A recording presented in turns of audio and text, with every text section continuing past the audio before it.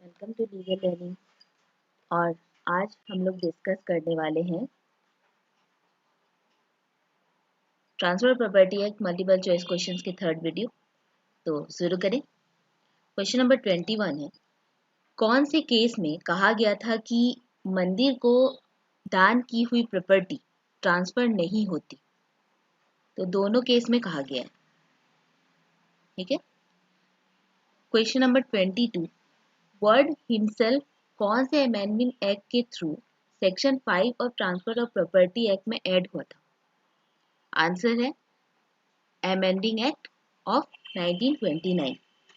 Question number 23 है, chapter 2 part A of transfer of property act applicable किस पे है? मूवेबल प्रॉपर्टीज पे या इमूवेबल प्रॉपर्टीज पे? आंसर है बोथ, मूवेबल और इमूवेबल प्रॉपर्टी दोनों पे। क्वेश्चन नंबर 24 है कि अगर ए ने बी को प्रॉपर्टी अपना प्रॉपर्टी एंजॉय करने के लिए दिया कुछ दिनों के लिए, तो उस ट्रांसफर को हम क्या बोलेंगे? तो उस ट्रांसफर को बोला जाता है लीज। ओके। क्वेश्चन नंबर 25 है कि ओल्ड हिंदू लॉ में राइट ऑफ रिवर्स इनर के बारे में मैंने ऑलरेडी एक वीडियो में एक्सप्लेन कर दिया है, फिर मैं बता दे रही हूँ कि रिवर्स इनर राइट जो है वो मतलब सिर्फ एक जो हायर है उसका बस एक मियर चांस रहता है कि वो प्रॉपर्टी उसे मिल जाए। एग्जाम्पल की मतलब एक विडो है और विडो का जो प्रॉपर्टी का जो हायर होगा वो एक रिवर्स इनर है। ओके। तो इसमें लिखा हुआ है कि ऑल हिंदू लॉ में राइट ऑफ रिवर्सिनर जो है वो रिवर्सनरी राइट है, इसमें एक्सप्लेन किया हुआ है बस merely a chance of getting property.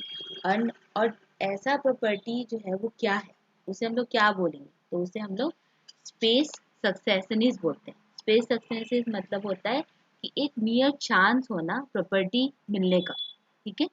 मतलब वो प्रॉपर्टी मिल भी सकता है और प्रॉपर्टी नहीं भी मिल सकता। अब आया क्वेश्चन नंबर 26। क्वेश्चन नंबर 26 में कहा गया है कि किस केस में ये कहा गया था कि जो हिंदू रिवर्सिनर होते हैं उनका कोई राइट प्रेजेंट में नहीं होता, जो भी राइट है वो फ्यूचर में मतलब विडो के डेथ के बाद होता है। तो इन सभी केसों में से किस केस में ये कहा गया था? तो अमृत नारायण वर्सेस गया सिंह में ये कहा गया था कि विडो के डेथ के बाद ही जो भी राइट होता है वो रिवर्सिनर का होता है। सेक्शन 27 में ये है कि कौन से सेक्शन में 10 काइंड्स ऑफ प्रॉपर्टी के बारे में कहा गया है जो नॉन ट्रांसफरेबल है, जो ट्रांसफर नहीं की जा सकती। ये 10 जो है काइंड्स ऑफ प्रॉपर्टी के बारे में मैंने कह दिया है। और जो सेक्शन है वो है सेक्शन 6। सेक्शन 6 में आपका कहा गया है कि space succession right to re-entry, easement, restricted right, future maintenance, be a right to sue, public offense, pension, nature of interest और statutory provision on transfer of interest, ये सारी प्रॉपर्टी जो है वो ट्रांसफर नहीं की जा सकती।